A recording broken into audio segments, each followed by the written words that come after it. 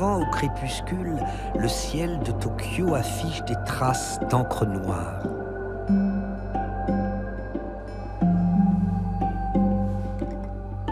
Pour certains, une nuit de dessin commence.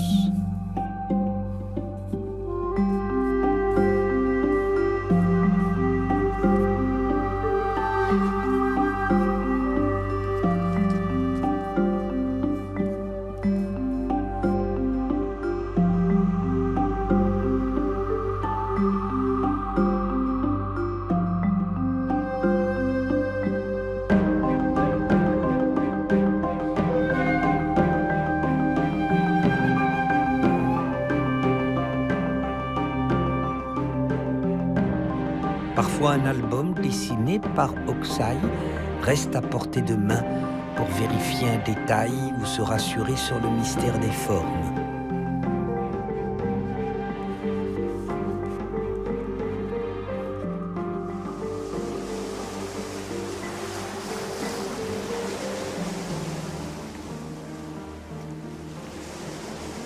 Comme un retour de politesse, Hokusai a été le héros de plusieurs mangas.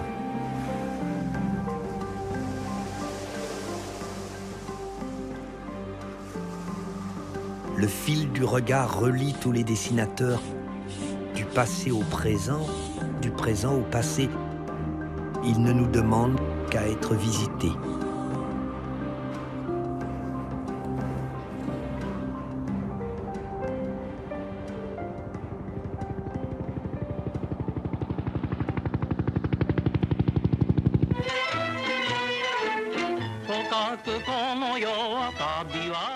Hokusai est né en 1760 et il est toujours notre contemporain. Il a travaillé pendant l'époque Edo, 1603-1868. Longue période durant laquelle les étrangers ne sont pas admis sur le sol japonais et il est interdit aux Japonais de voyager à l'étranger. La capitale est Edo, en lieu et place de Tokyo. Le pouvoir central est aux mains d'un shogun. Ne mettons pas de photos. À cause de cet isolement, la photographie est arrivée en retard.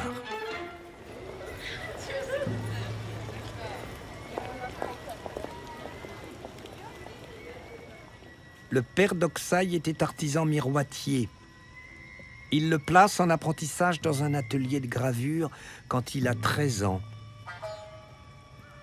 À 19 ans, Hokusai décide de se faire peintre.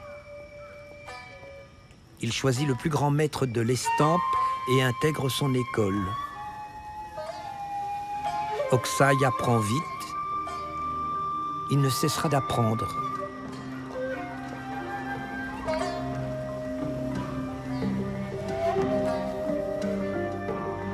Probablement sa première œuvre. Gravure d'un célèbre acteur de kabuki. La joie de décrire la variété de l'existence humaine ne fait que commencer. 29 ans, lutteur de sumo, gravure sur bois. 33 ans, silhouette à découper et à coller sur l'image d'un acteur. 38 ans, la tortue millénaire. Encre, couleur, gofun et éclat d'or sur papier. 40 ans, paysage avec pont au pied des collines. Gravure sur bois. 49 ans, beauté debout, nouant un hobby, couleur et gofun sur soie. 51 ans, carpe et tortue, encre et couleur sur papier. 57 ans, tigre et bambou à la pleine lune, couleur sur soie. 64 ans, dessin d'un coup de pinceau, gravure sur bois. 69 ans, leçon de peinture au sable par soi-même. Gravure sur bois. Rien de ce que j'ai fait avant ma 70e année ne mérite vraiment qu'on en parle. Hokusai s'est fixé un but, progresser dans cette aventure du regard.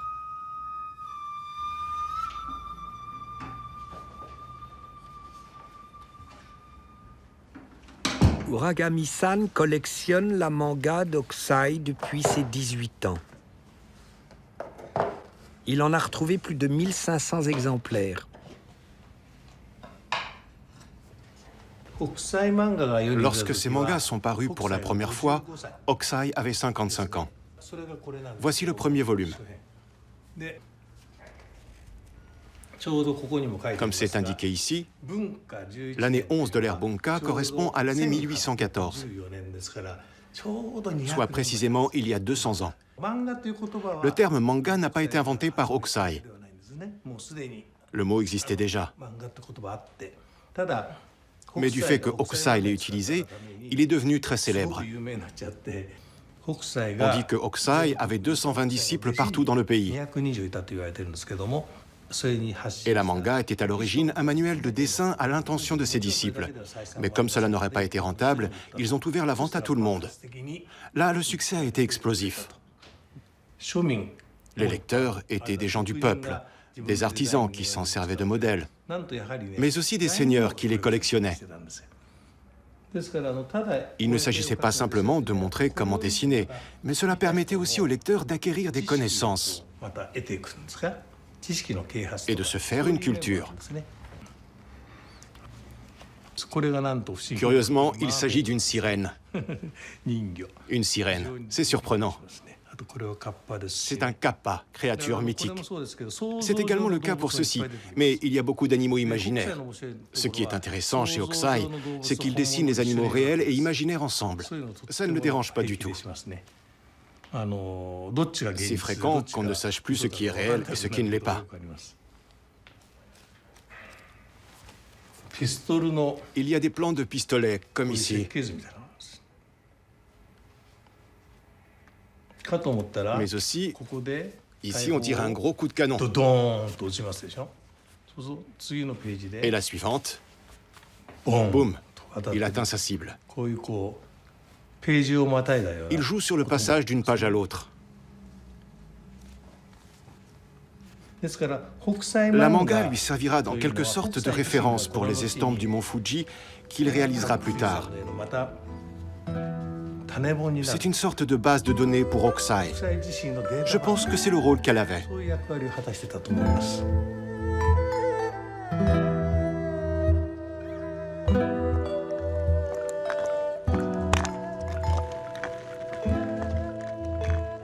Faits divers, arrestation d'un voleur, comment faire les prises.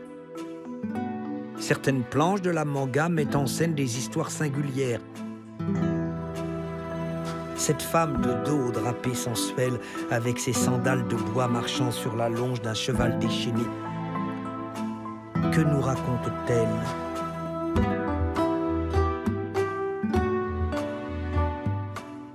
D'autres planches approchent l'universel.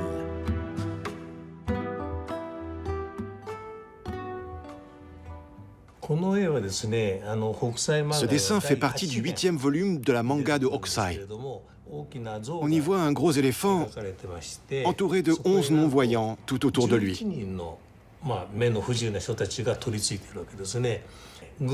L'histoire des aveugles et de l'éléphant a fait l'objet d'un proverbe célèbre.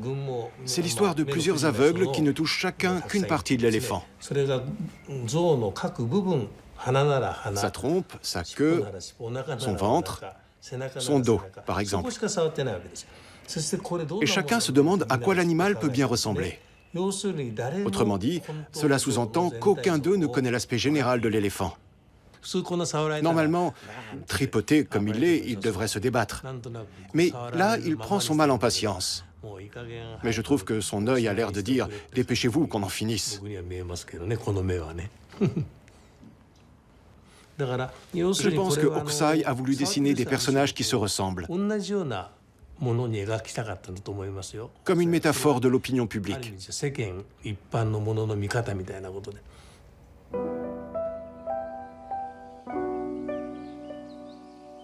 Ukiyo-e, image du monde flottant ou image de la vie qui passe. Ukiyo-e caractérise le mouvement artistique de l'époque Edo. Les estampes sont les images les plus connues de ce mouvement. Ces images viennent des cerisiers, Cerisier normal pour la vie sociale, cerisier sauvage pour la vie des formes.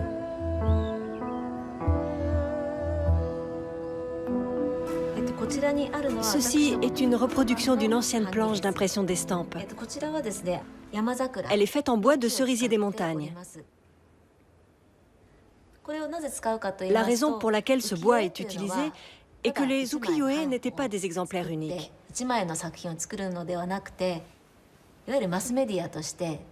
Au contraire, à l'image des médias de masse, elles étaient destinées à inonder le marché et à être vendues le plus largement possible. Les planches d'ukiyo-e étaient des objets consommables. Donc, une fois que le premier dessin ne se vendait plus, on la rabotait pour obtenir à nouveau une planche lisse. Par exemple, cette planche-ci, elle fait à peu près cette largeur. Mais une fois l'œuvre épuisée, elle aurait été rabotée, ce qui en réduisait l'épaisseur et permettait d'imprimer une nouvelle œuvre. C'était donc une utilisation très écologique, puisque les planches étaient recyclées en permanence.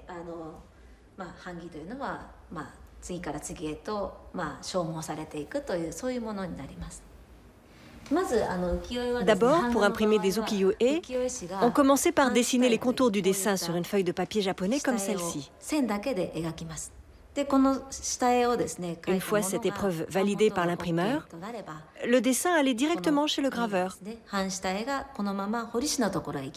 Le graveur collait ensuite le dessin à l'envers, comme ceci, directement sur une planche en bois de cerisier des montagnes, comme celle-ci.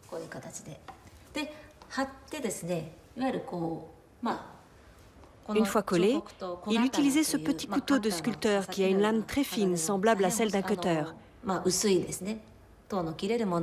Avec cet outil, il gravait des rainures de chaque côté des traits de l'artiste.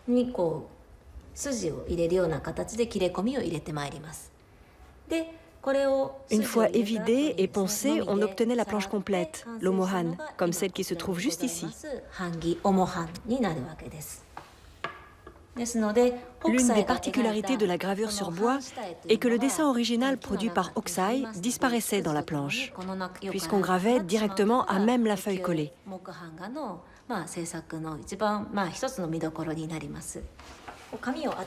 Lorsqu'on pose une feuille, cela permet qu'elle se positionne facilement. Sur chaque planche, on trouve ces encoches appelées kento. Grâce à elles, les impressions d'estampes multicolores comme celle de Hokusai ont été rendues possibles. Et c'est aussi grâce à cela que de belles superpositions de couleurs pouvaient être réalisées rapidement et efficacement.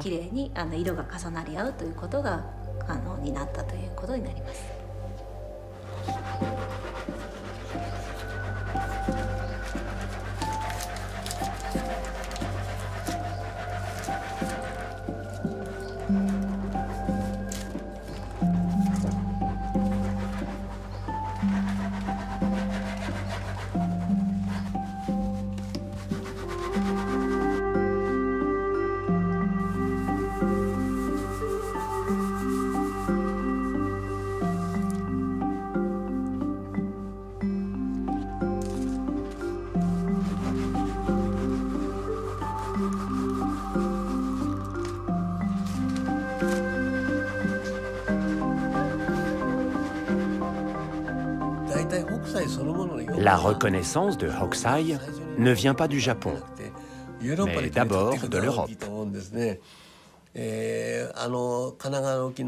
C'est le cas pour la grande vague de Hokusai, puisque le petit frère de Van Gogh a écrit une lettre à son frère dans laquelle il lui fait part de ses impressions sur le tableau. Il dit que la vague semble avoir des crocs et être prête à attaquer. Et Van Gogh répond qu'il est d'accord.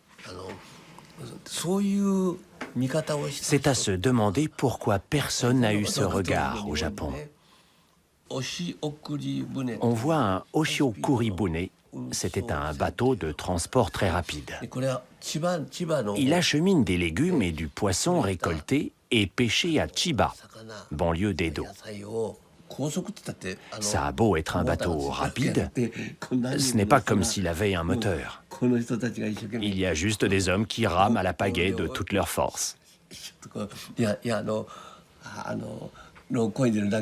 Mais il arrivait que des dangers comme ça se présentent. Évidemment, c'est un peu exagéré. Car je pense qu'avec une vague pareille, ils auraient été fichus. C'est un drame qui se joue entre les hommes et la vague. Et comme s'il veillait sur tout ça, on voit le mont Fuji au fond. Si la vague et ce mouvement de lutte représentent le mouvement, alors le mont Fuji représente la sérénité, le calme protecteur.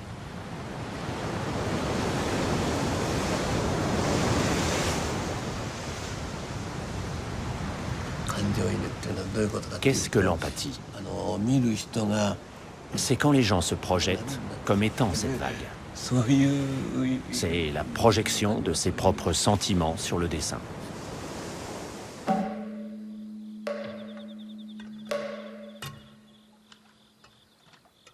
Le mont Fuji est contenu à l'intérieur de la cuve qu'est en train de construire l'artisan. Pourquoi le vénérable mont Fuji devrait-il se retrouver là-dedans, au même niveau que l'artisan, dessiné comme un motif tout aussi important, juste à côté de lui?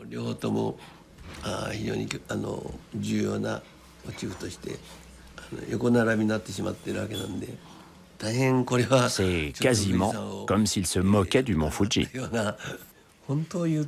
Alors qu'en réalité, Hokusai voulait précisément susciter ce genre de réaction. Mais les gens d'aujourd'hui ne le voient pas comme ça.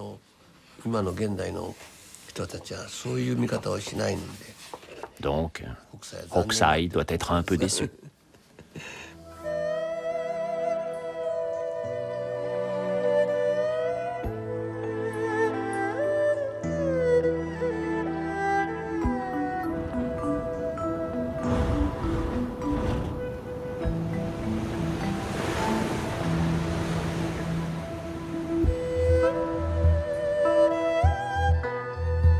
Par ses origines et par sa vie même, Hokusai est un homme du peuple.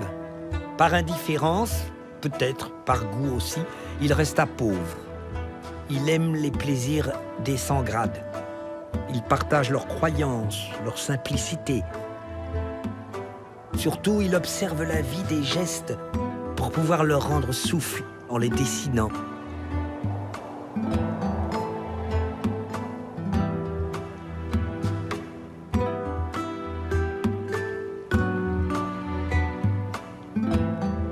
Aurait-il croqué ce geste libre de cet anonyme qui m'essouplit un peu de sacré à 5 heures du matin?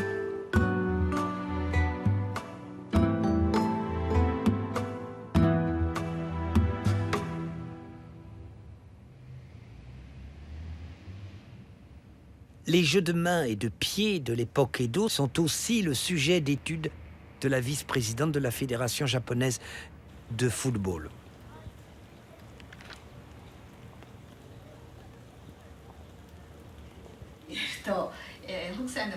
Hokusai a proposé de nombreuses idées intéressantes sur les poses des personnages.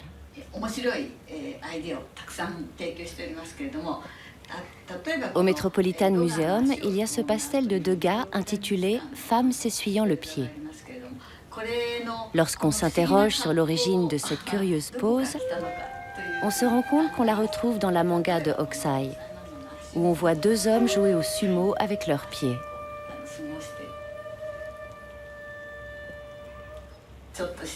Ashi Sumo. C'est un jeu qui s'apparente au bras de fer auquel on joue aujourd'hui. J'imagine qu'à l'époque d'Edo, on s'amusait souvent à ce jeu-là. Il y a beaucoup de poses amusantes, comme cette femme qui se lave le dos.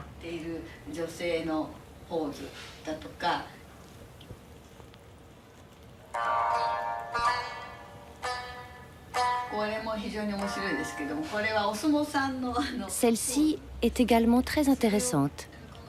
C'est la pose d'un sumo.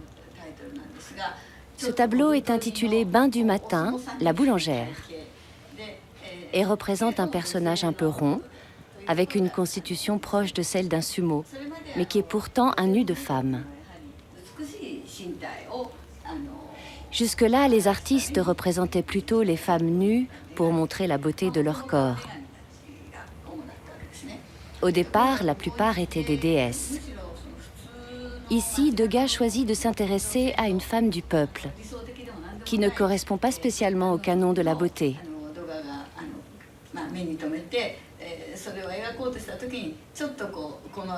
Et on se demande s'il n'avait pas en tête cette pose-ci, qui est une pose assez étrange.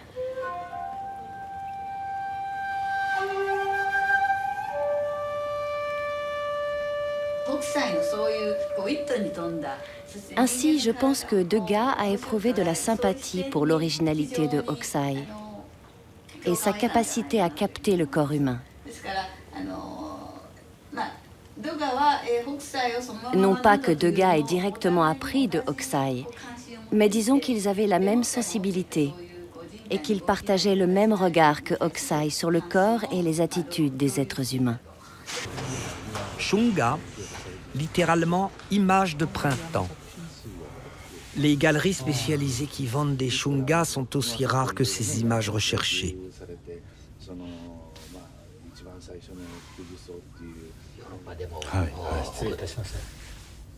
Excusez-moi, mademoiselle Tsuji est arrivée.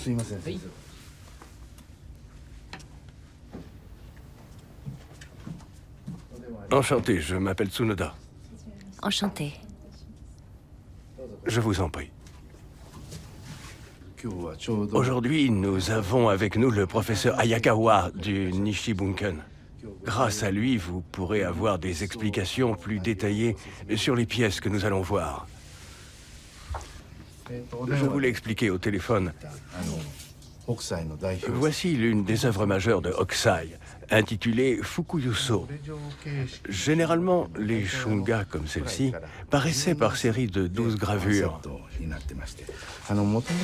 À l'origine, le chiffre 12 correspondait aux saisons et aux 12 mois de l'année.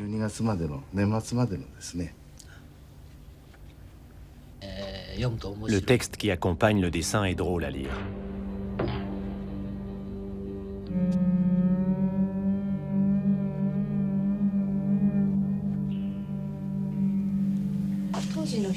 À l'époque, dans quel but les gens faisaient-ils l'acquisition de ces recueils?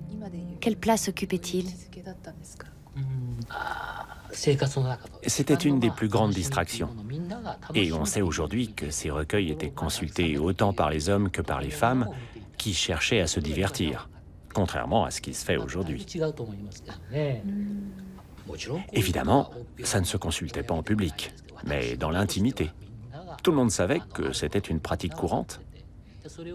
Comme nous l'évoquions tout à l'heure, les gens pouvaient s'en inspirer en voyant telle ou telle scène. D'où le fait que cela ne décrive pas un monde en particulier. Les hampon ont la forme d'un livre relié et celui-ci est divisé en 3 volumes. Ces livres sont eux aussi en très bon état. Bien sûr, ils étaient parfois feuilletés par des hommes portant une armure. Donc ils en gardent la trace. Regardez le 3e dessin. C'est l'une des œuvres représentatives de Hokusai en matière de shunga. Ce dessin est l'une des shungas de Hokusai les plus reconnues en Europe et ailleurs. Cette œuvre date d'il y a un peu plus de 100 ans, à la période du japonisme, autour de l'année 1900. À l'époque, il y avait des artistes adeptes et spécialistes du japonisme, comme Goncourt, Picasso ou encore Beardsley, qui furent tous extrêmement impressionnés par ce dessin.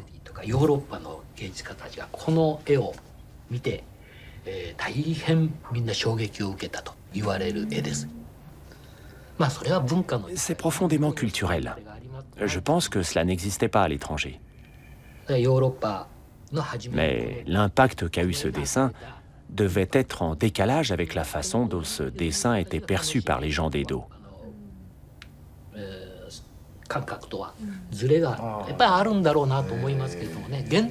C'est le cas pour les gens d'aujourd'hui. Que fait la petite pieuvre? Elle embrasse la plongeuse sur la bouche. Ces deux pieuvres ne sont pas une mère et son petit. C'est seulement que celle-ci est le chef et l'autre son subalterne. Telle est leur relation. Ce sont des pieuvres qui vivent dans le château sous-marin où vivent aussi de gros poissons ou de gros calamars.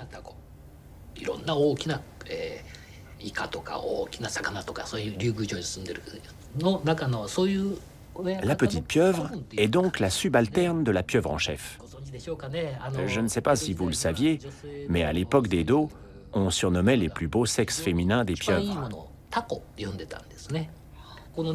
Dans les commentaires qui accompagnent le dessin, la femme dit que tout le monde l'appelle la pieuvre, mais qu'elle ne fait pas le poids face à une vraie pieuvre. Finalement, c'est un combat entre une vraie pieuvre et une pieuvre métaphorique.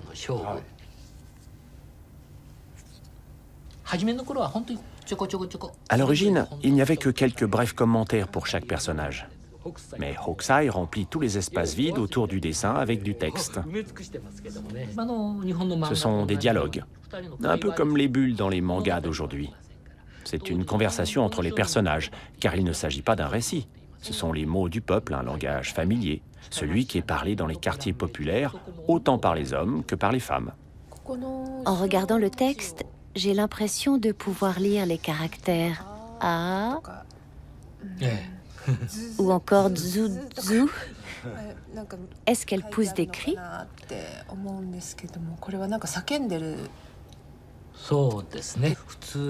Simplement, avec les dessins, on ne peut pas percevoir les sons. Ainsi, en particulier dans les shunga, Hokusai décrivait les cris de plaisir, autant pour les hommes que pour les femmes. Les râles en quelque sorte. Hokusai avait souvent recours aux onomatopées, comme Zoro Zoro ou encore Picha Picha. Il utilisait ce genre de bruitage en très grande quantité. Je vois.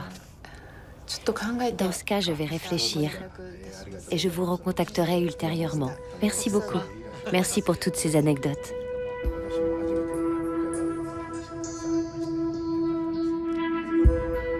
Pour peindre ceci,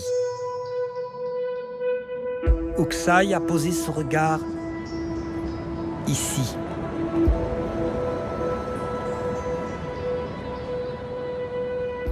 Il ne reste rien de ce passé, à l'exception d'un village à 200 km d'Edo où vivait Kozan, mécène, peintre, poète et chroniqueur.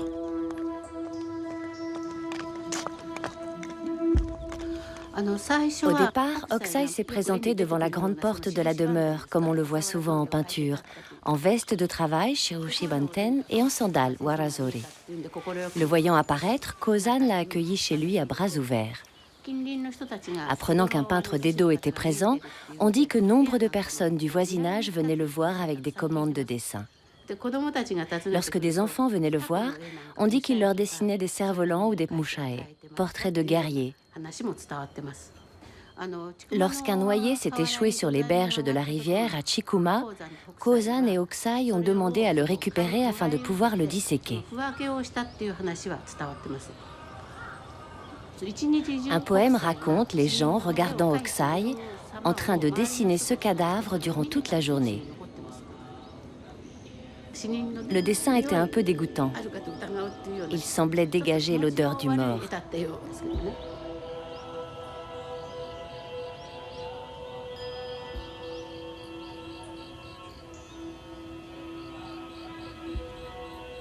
Un petit incendie a endommagé le toit du temple du village.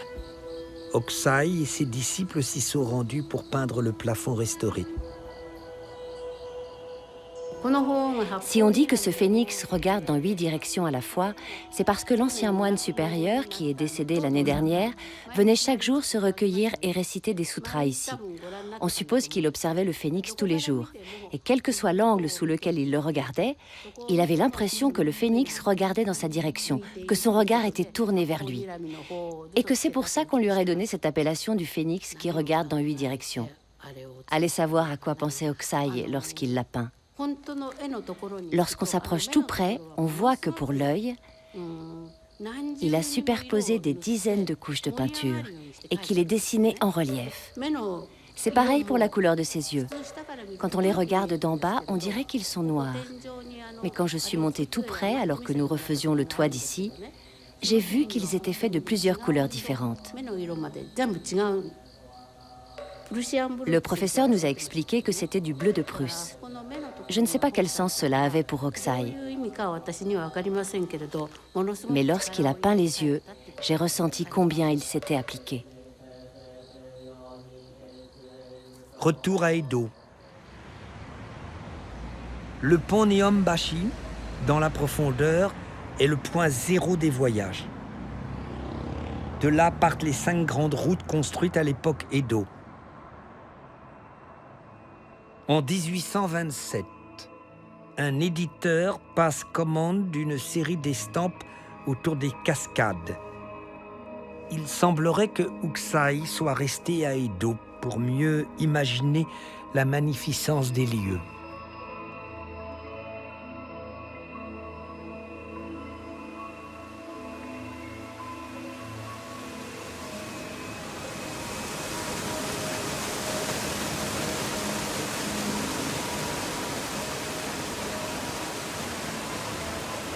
La série est signée Zen, Hokusai et Itsu. Hokusai a changé une trentaine de fois de signature selon l'évolution de son style, de son humeur.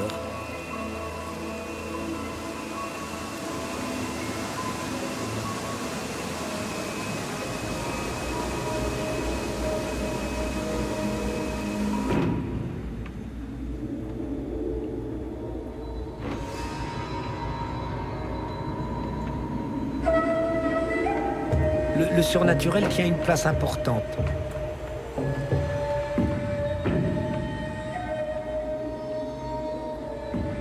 Il répond à une habitude culturelle avec une sorte de crédulité consentie, qui est peut-être le dernier mot de la sagesse. Il existe encore maintenant un jour dans l'année consacré au Yurei, fantôme japonais.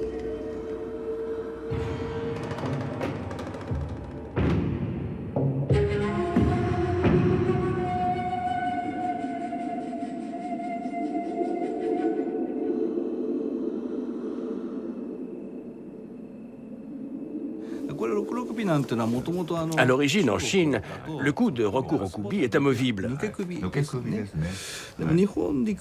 Mais au Japon, le coup est relié, il s'allonge. L'idée en soi est intéressante. L'appellation Rokurokubi vient du mot Rokuro, tour de potier. On tourne et ça monte, comme ça. L'idée que le coup s'allonge est originale en soi, et le fait de l'avoir dessiné aussi. Ce n'est pas vraiment effrayant, c'est surtout amusant. Oui, c'est drôle, ça suscite le rire.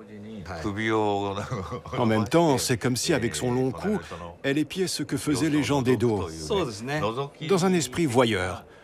Comment dire? Une sorte de voyeur. Oui, dans un esprit ragoteur. Souvent, Rokurokubi était représenté habillé en courtisane. Ou alors c'est une femme mariée, dont le cou s'est allongé à force de regarder si son mari ne la trompe pas.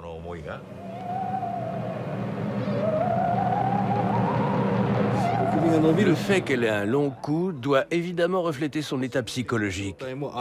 Mais rien que la forme est intéressante. Et elle présente à la fois un aspect érotique et un aspect morbide. De la tristesse, de la drôlerie aussi. Autrement dit, des aspects contradictoires. Ce ne sont pas des choses incompréhensibles pour les gens ordinaires.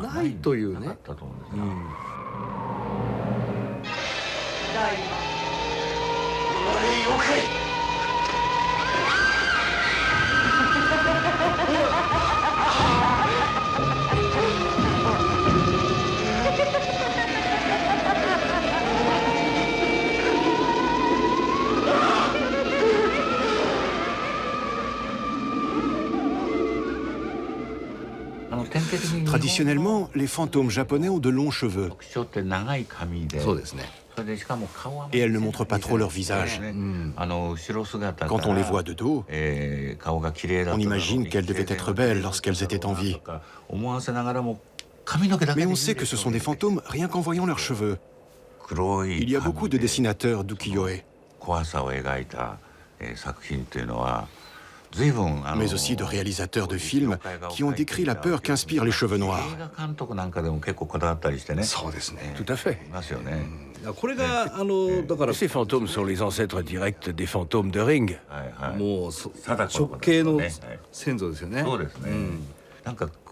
Les cheveux noirs des Japonaises font peur. Ils sont à la fois beaux et effrayants. Les cheveux font partie de la beauté japonaise. Ils sont un symbole de beauté. Et en même temps, un symbole de terreur.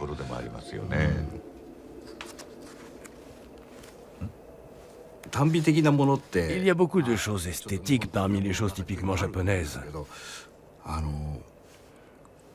L'âme du wabi-sabi, en somme. La beauté de ce qui pourrit, ou encore la beauté cassée, sont des choses qui sont difficiles à comprendre pour les étrangers. Ça, c'est dégoûtant. Et en même temps, je pense que Hokusai a représenté la beauté des cadavres. Il ne représente pas de beaux cadavres, mais la beauté des cadavres. J'ai l'impression que ça n'existe pas dans les autres pays.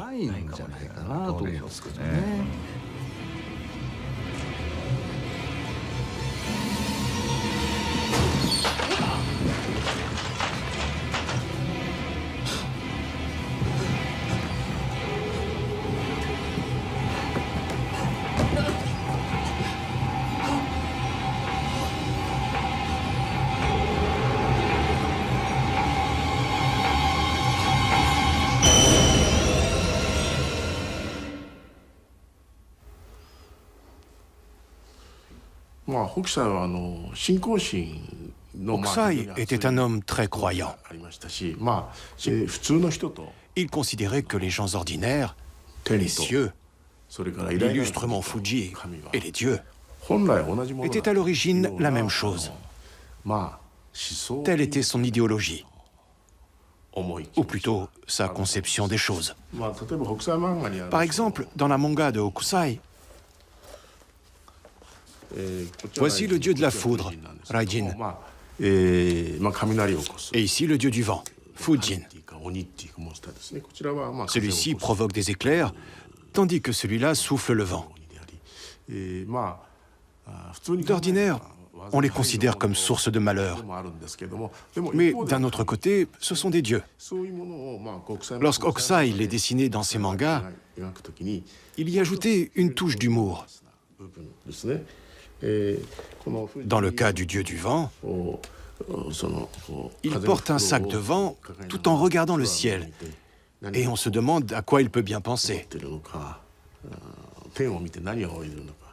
Quant à celui-ci, il porte des tambours.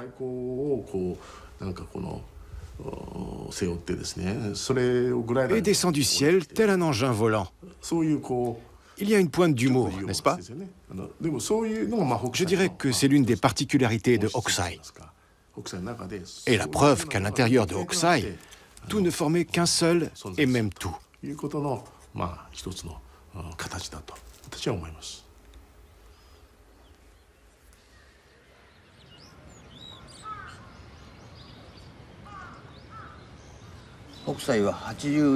Lorsque Hokusai avait 84 ans, soit quand il était un tout petit peu plus âgé que moi, Il a dessiné des lions en guise d'exorcisme, d'incantation.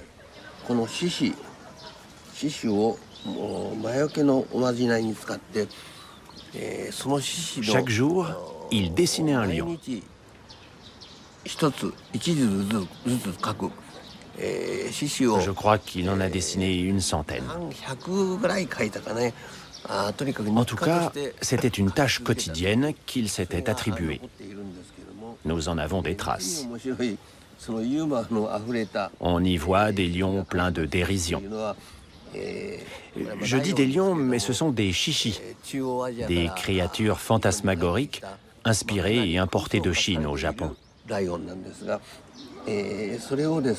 Hokusai les a dessinés dans des tas de situations différentes.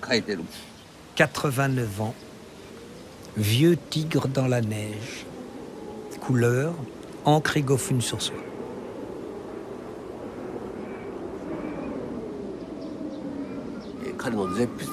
On dit que c'est sa dernière œuvre. Et on voit un tigre qui a une forme bizarre marcher dans la neige. Il n'a pas l'air de courir, mais plutôt de nager en apesanteur, le corps tordu. On suppose que Hokusai pressentait qu'il allait bientôt mourir. Et je pense qu'il l'a dessiné comme un autoportrait. Sans doute est-ce à cette époque que Hokusai a écrit son poème d'adieu. Même fantôme. Même fantôme. J'irai marcher gaiement. L'été dans les Landes.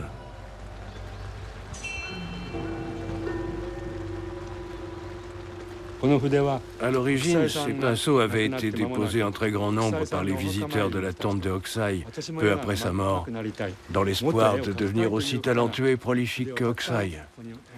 Quelqu'un ayant eu vent de cette anecdote aurait récemment décidé de faire pareil, d'où le fait que ces pinceaux soient accrochés ici. Le temple bouddhiste qui veille sur le 93e domicile de Hokusai possède des œuvres du peintre, pas des plus sacrées.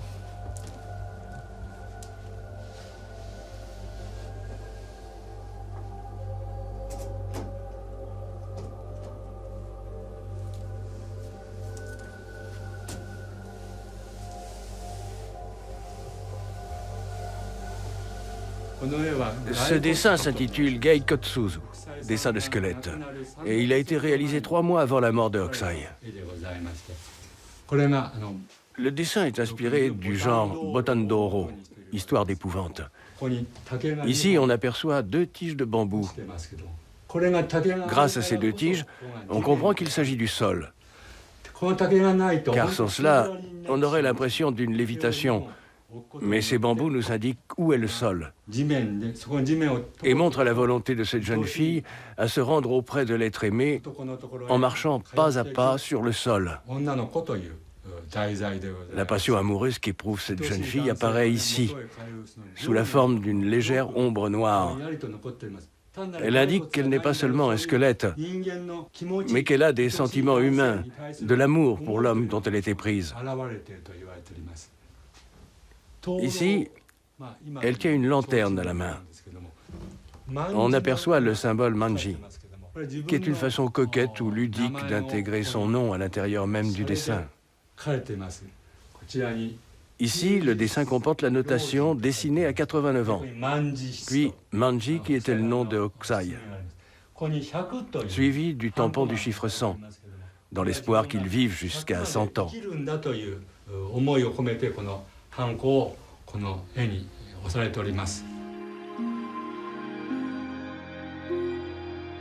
Dans la préface au 100 vues du mont Fuji, il demande malicieusement qu'on le laisse dessiner jusqu'à l'âge de 110 ans. Il se met au défi, à cet âge, de pouvoir rendre vivant comme jamais un point, une ligne jetée sur le papier. C'est pourquoi il est notre contemporain.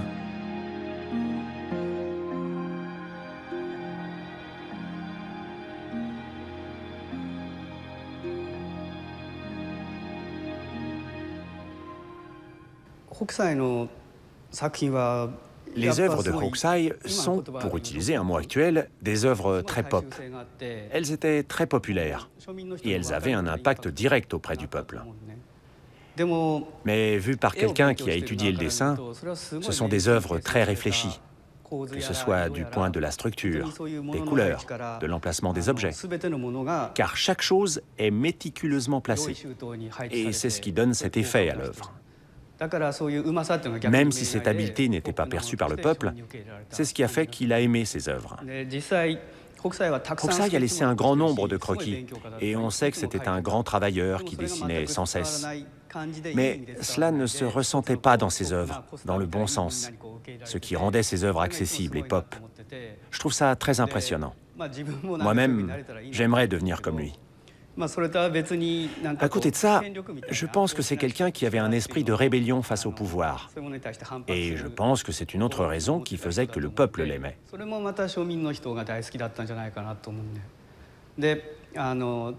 À l'époque, il a été convoqué par le shogun pour rencontrer Tanibuncho, un peu à l'image des yokozuna, les plus forts des sumo, des maisons Est et Ouest qui s'affrontent. Hokusai était un peu le yokozuna de la maison Est, et tous deux ont dessiné devant le shogun. Tanibuncho a réalisé un dessin parfait. Hokusai a lui aussi réalisé un dessin parfait.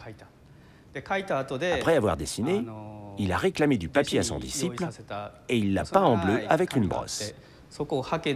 Il se trouve qu'il avait emmené une poule avec lui et il lui a badigeonné les pattes d'encre rouge avant de la lâcher sur le papier. La poule a alors laissé ses empreintes un peu partout. Sans rougir devant le shogun, Hokusai a annoncé que c'était une représentation de la rivière Tatsuta, d'où on peut admirer les arbres à l'automne. Puis il a expliqué que les empreintes étaient des feuilles d'érable. Je ne sais pas si c'est une histoire vraie, mais j'aime bien cet état d'esprit.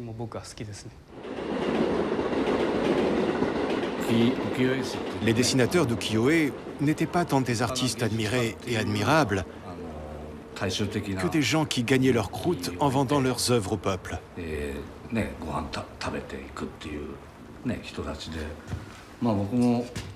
Moi aussi, j'essaie de faire des œuvres faciles à comprendre et à aimer pour le public populaire japonais.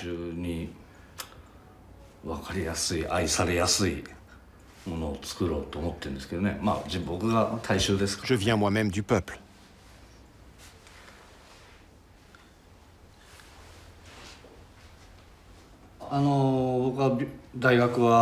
J'étais dans une université où l'on pouvait apprendre la peinture occidentale, la peinture à l'huile.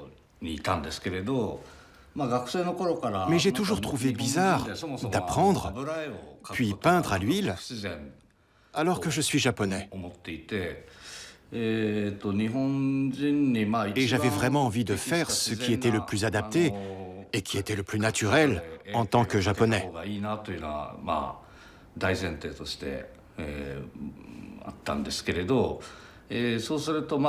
Ce qui vient en premier à l'esprit, ce sont les mangas et les films d'animation, dont on est entouré depuis qu'on est tout petit.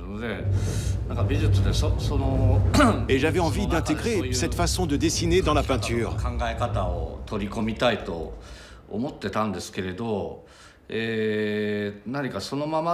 Mais je me disais aussi que ce serait difficile à intégrer tel quel. L'ukiyo-e et le manga ne sont pas directement liés dans l'histoire. Il y a eu des ruptures entre les deux. Mais en profondeur, il y a des correspondances. Et puis, à l'intérieur du genre ukiyo-e, il y a aussi un sous-genre important qui s'appelle le shunga, qui est un genre qui m'a toujours intéressé.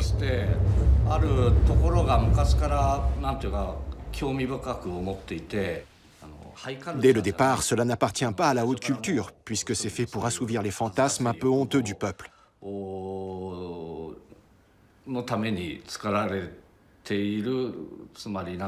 Autrement dit, ce n'est pas forcément apprécié des dirigeants. Cela va un peu à l'encontre de l'académisme, si l'on peut dire.